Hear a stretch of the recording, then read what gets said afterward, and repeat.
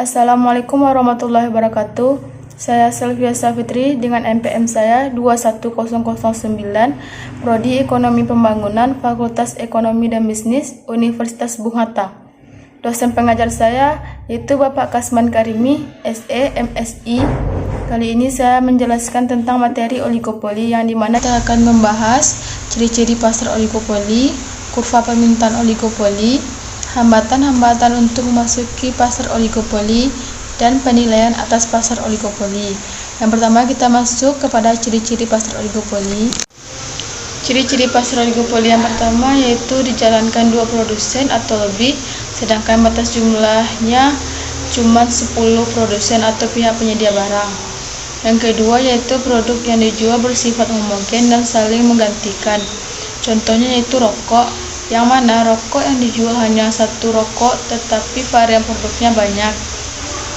Yang ketiga yaitu kebijakan produsen utama sebagai acuan produsen lainnya. Oleh karena itu, produsen cabang hanya menjalankan saja kebijakan tersebut. Selanjutnya kita masuk ke dalam kurva oligopoli. Dapat kita lihat pada gambar 14.1. Dari kurva tersebut terjadi keseimbangan asal di mana kurva D1 menggambarkan permintaan yang dihadapi suatu perusahaan yang merubah harga, sedangkan perusahaan lain tidak merubah harga. Dan yang D2 menggambarkan permintaan yang dihadapi perusahaan yang merubah harga dan perusahaan lainnya mengikuti merubah harga. Misalkan harga keseimbang pasar adalah PO dan jumlah barang yang diminta adalah QO. Yang kedua yang terjadi pada kurva tersebut yaitu timbulnya efek kenaikan harga. Di sini dapat kita lihat pada kurva tersebut suatu perusahaan menaikkan harga ke P3 dan perusahaan lainnya tidak ikut menaikkan harga, maka jumlah barang yang diminta konsumen hanya dapat meningkatkan sampai A1. Akan tetapi perusahaan lain ikut menaikkan harga, maka jumlah barang yang diminta dapat bertambah hingga ke titik A2. Yang poin ketiga, kita masuk ke dalam bentuk-bentuk hambatan pasar oligopoli, di mana faktor-faktor yang menyebabkan sulitnya memasuki pasar oligopoli yaitu yang pertama, skala ekonomi. Apabila suatu perusahaan oligopoli dapat menikmati skala ekonomi sehingga ke tingkat produksi yang sangat besar, ini menunjukkan semakin banyak produksi semakin rendah biaya produksi per unit. Yang kedua yaitu biaya produksi yang berbeda.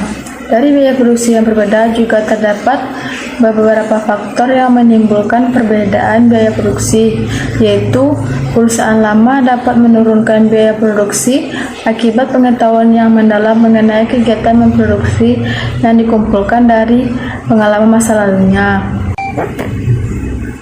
Yang kedua yaitu para pekerja yang sudah lebih berpengalaman di dalam mengerjakan pekerjaan mereka dan menaikkan produktivitas pekerja sehingga memungkinkan terjadinya penurunan biaya produksi. Yang ketiga yaitu keistimewaan hasil produksi. Pada umumnya perusahaan lama memiliki keunggulan atau keistimewaan dalam produk mereka, di mana produk yang sudah sangat terkenal dan masyarakat sudah percaya terhadap kualitas produk tersebut. Dan poin yang terakhir adalah penilaian atas pasar oligopoli. Penilaian ini terbagi atas dua bagian. Yang pertama yaitu kebaikan utama dari pasar oligopoli adalah operasi firma dapat mencapai efisiensi yang tinggi dan menurunkan biaya produksi, dan perusahaan selalu melakukan pengembangan dan inovasi.